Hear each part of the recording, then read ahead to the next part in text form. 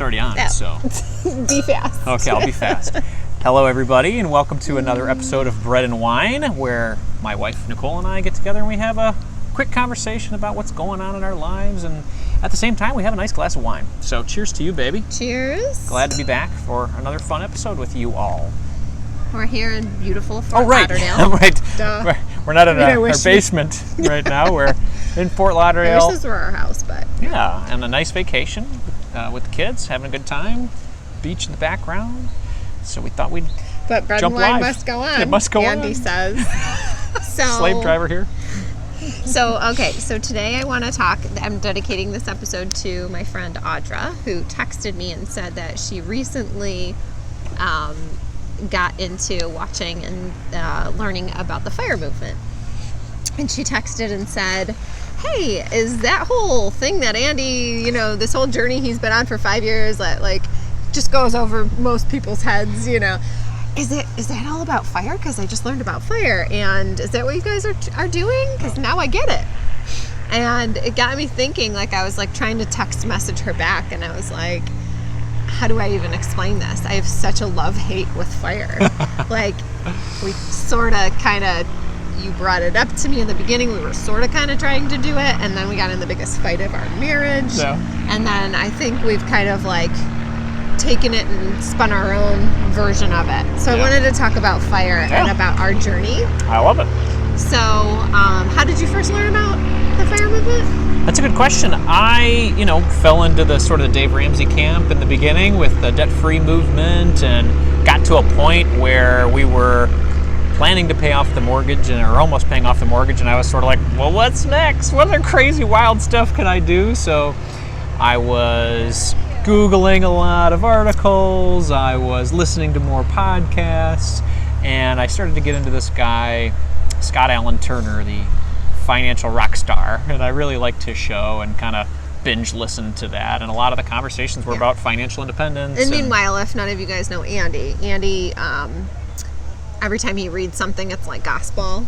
Yes. At least in the beginning, until if anybody has poking holes in published it a podcast or written a book, I'm like, well, that's obviously the truth, so and that's when what we you need read to Dave do. Ramsey, it was, this is the way to go. Yes. And then you listened to Scott Alan Turner, and then you were like, well, maybe this is the way to go. This is the way to go now. Yeah. And every time you do that, you come to me later, and you're like, this is what we're doing now. Right, and I come to you like I've been talking to you about it for a while, and then just as soon as I say it, I'm like, all right, so we're good, right? And you're like, I have no idea what you're even talking about, so maybe you want to explain it to me a little further. Yeah. All right, so you start listening to Scott Alan Turner. So learning about financial independence, and the whole idea, just so people who don't know what the FIRE movement is, essentially it's, taking your income that you're earning today and maximizing your savings power and investing a lot of your money so that you have the ability to retire early, or just kind of choose to do work that you would rather do than maybe the work you're doing today. So that was really appealing to a guy who really did not like his job, and so that when it was, and that message hit me right at that moment where, I'm a guy working at a job I don't like, I got 2 young kids, and I want out. I want to be able to spend more time with my kids and less time traveling around the country doing work that I don't really like. So the message hit me at the right time. I think at the beginning it was you were like, I don't like my job, so we need to pay off the mortgage, we need to pay off our cars. I need to not have bills that I need to pay so that I don't feel like I have a noose around my neck every single day, and that I have more options. Right. But then, and so I was all on board with that, I was like, okay, we're going to pay off the mortgage, we're going to pay off our cars, and then we're going to be able to relax and have fun. Yes. And then right when we started getting to the finish line of the mortgage process, the mortgage process, and of the having paid off cars, and not having bills each month, then you were like, well, I think I can just quit my job and not work. And we could just live off of 1/10 of what we're making right now. Right. And I was like, and you were like, no, it's cool. I just talked to a couple that lives in an Airstream, and I'm like, yes, that's true. So very early on in the process, I was interviewing people on the show that I was super excited about chatting with, and I thought it was cool and reasonable to be able to, save as much as you can and then invest the rest, and then eventually you get this sort of pot of money that you can just live off of because you're taking the dividends or the interest and utilizing that as your annual expenses to live off of. And so some of the people I interviewed in the beginning, I personally could live on less than Nicole, I think. But so when I brought them up to Nicole, it sounded like a lot of deprivation. It was like, hey, we would have brown bananas. We would have to have sold our house and move somewhere very smaller than we have. So essentially decreasing our lifestyle today. So going to you and saying that was not an appealing way. Hey, how about we live on less money than we're making today for a long period of time so that we can downgrade our lifestyle. Exactly. And that was my approach. Yeah. So no wonder it didn't work. Yeah. And hey, I think it's fantastic the folks that you've interviewed that have figured out how to retire early and that are happy living in an Airstream, and it sounds like it fits with their lifestyle. Yeah, absolutely. They're happy. But for us, it was like, okay, well, what's the level of living that we do feel happy at, and how can we, whether it's retire early or just make less money, but do something that we like? Yep. How can we? Where's that sweet spot? Absolutely. So maybe we're not striving for a yacht, and maybe we're not going to have a $2 million home. But I also don't want to have. I'm not okay living in an Airstream. I think that's a wonderful lifestyle for other people. But we have children. They go to school. I want to have a home. Yep. A nice, sort of big home that we can be able to go on vacations. Be able to go on vacation. So it was kind of like, I think we had to come to that point where we were like, all right, where is the sweet spot between $1 billion, lifestyle and Airstream. Yeah. And so find that level, and then how much is that per month? Right. And then how can we make that doing things that we enjoy? But I still don't think that we're pursuing fire. No, I don't think we really are. It's sort of the diehard definition of what it is. I don't think we really are. And obviously there's lots of varying ways to do it. I think the essence of financial independence, I very much love. I really do. I think it's a fantastic way of looking at things where every dollar that you get in your life, you can see it as a way to grow your wealth and to provide yourself more options in the future. And if you look at money that comes in like that, I think that gives you freedom. Maybe not instantaneously today, but it can be here in the future. So I think I like the financial independence part. Right? Exactly. Like it's like, like you said, it gives you options. Yeah. If you were to lose your job, it wouldn't be devastating. Right. You're never going to lose your home. Yeah. And so there's a lot of stability and a lot of options that come along with the financial independence part. The retiring early part, I personally think there's a flaw in that. I think there's some marketing problem with the word fire, honestly. I think most people who do retire early that I've spoken to, a lot of them, they find that after a little while they're ready to do something new. And I always think about that story of Ace Ventura. What's his name? Jim Carrey? Jim Carrey. Yeah. So Jim Carrey, starts like you said Ace Ventura first. Yeah, that's really who he is. Yeah. And then I think Jim Carrey is the character he plays. So he started off as a young actor, comedian, and wasn't super successful in the beginning. I think he tried out for SNL and didn't get the job. Later ended up on a little known show called, what was it? Oh, In Living Color. In Living Color. Yeah. Fly Girls. Yeah. So he it turned out well for him. But I think the story of his success is that he started out kind of poor, not real successful, and he wrote himself a check for $10 million, and he said, someday I'm going to cash my own check. I'm going to become, something big. And, so his whole journey was like climbing this mountain. And one day he actually did get there. And then he fell into a huge depression, right? And it was just kind of, it was because the journey was more exciting than actual destination. And then once he was there, he was kind of like, is this really it? Mm-hmm. And so that's kind of how I feel about the whole retiring early thing. And I think there's even people that you've interviewed who did talk about they pursued fire and when you interviewed them, they were super happy. And now a few years later, they're like, well, I've kind of returned to work because it was real boring. Sure. Or because we ended up wanting more than Yeah. an Airstream. Or so I think that whole retire early thing. Or just even a different version of work they return to that they're more happy with. They're like, Yeah. okay, I don't want to be an IT guy anymore because that was But really... I don't want to do nothing. But I don't want to do nothing, so maybe I'll write or I'll Yeah. coach people or whatever. You find the thing that makes you happy.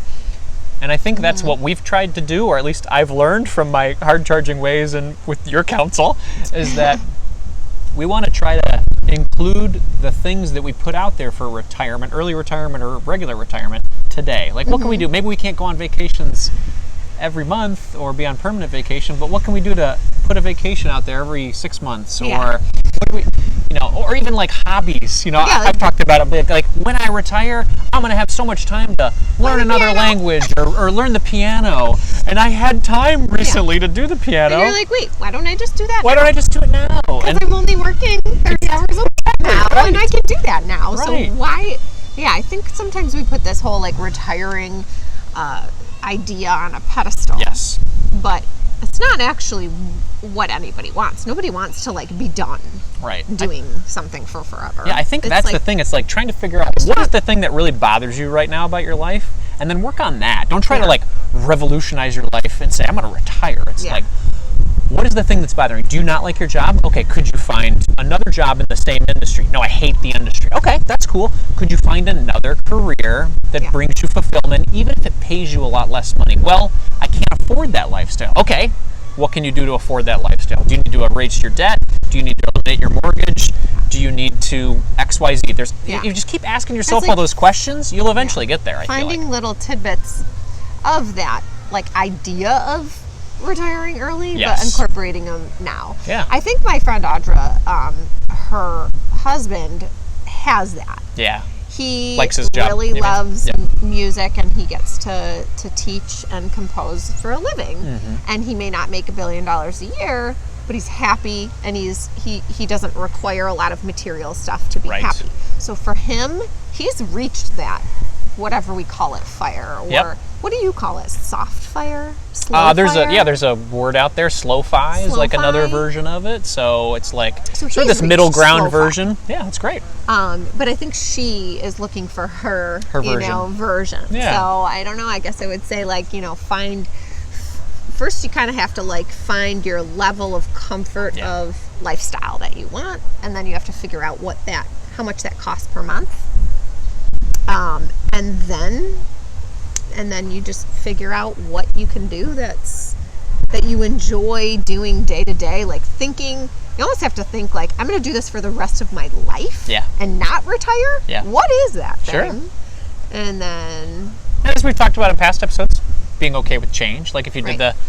like for example, if I did this thing for a while, this podcasting, YouTubing, whatever thing I'm doing, and I decided to change in 5 years, like as long as I'm moving towards something that can also provide our family money and makes me happy, that's okay too. Like, I think that's the problem sometimes with careers. We like, well, I've chosen to be a doctor, so I need to be a doctor forever. yeah, Do you?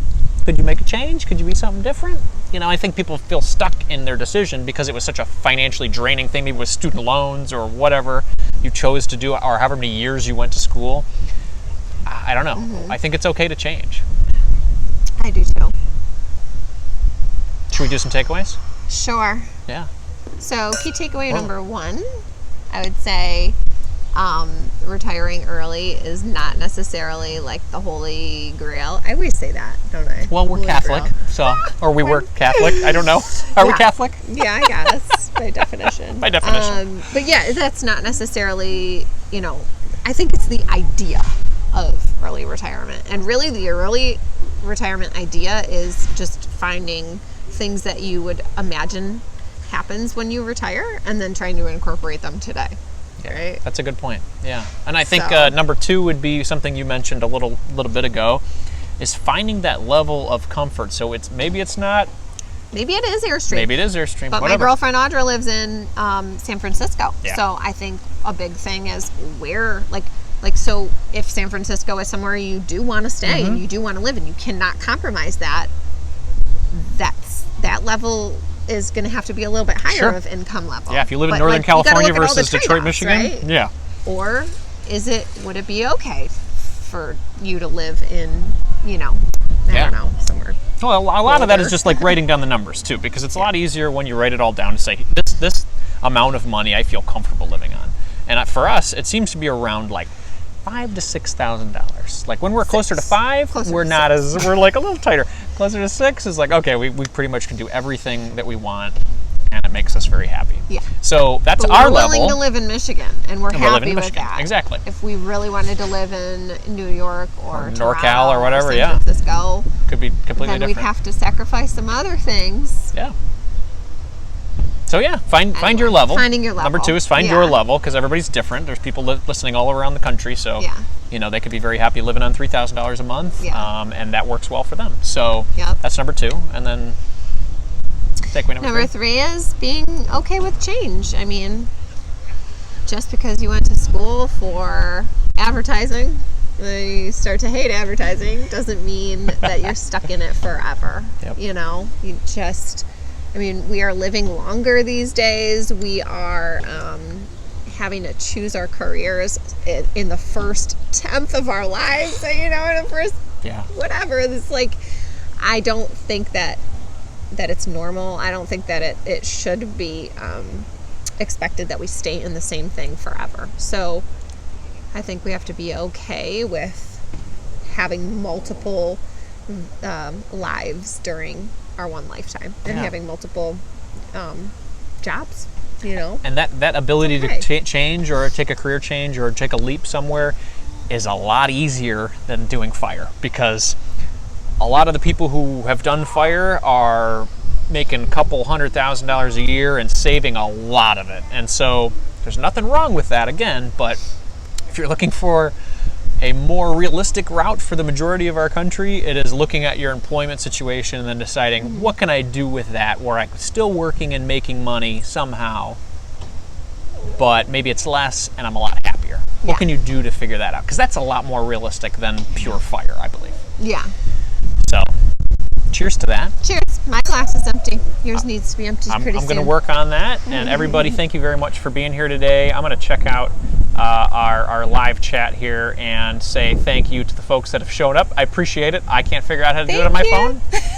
So I'm just touching the screen right now. It probably looks pretty weird on the live. But we appreciate everybody showing up for a lot of these. We've done probably 10 of these now together. Cool. We're having a lot of fun, and we're getting great reviews and great feedback. If you want to provide us some feedback, maybe some ideas on future episodes, you can leave a comment here in the stream here on YouTube. You can also leave a voicemail at marriagekidsmoney.com/voicemail, or hit me up on social media at AndyHillMKM.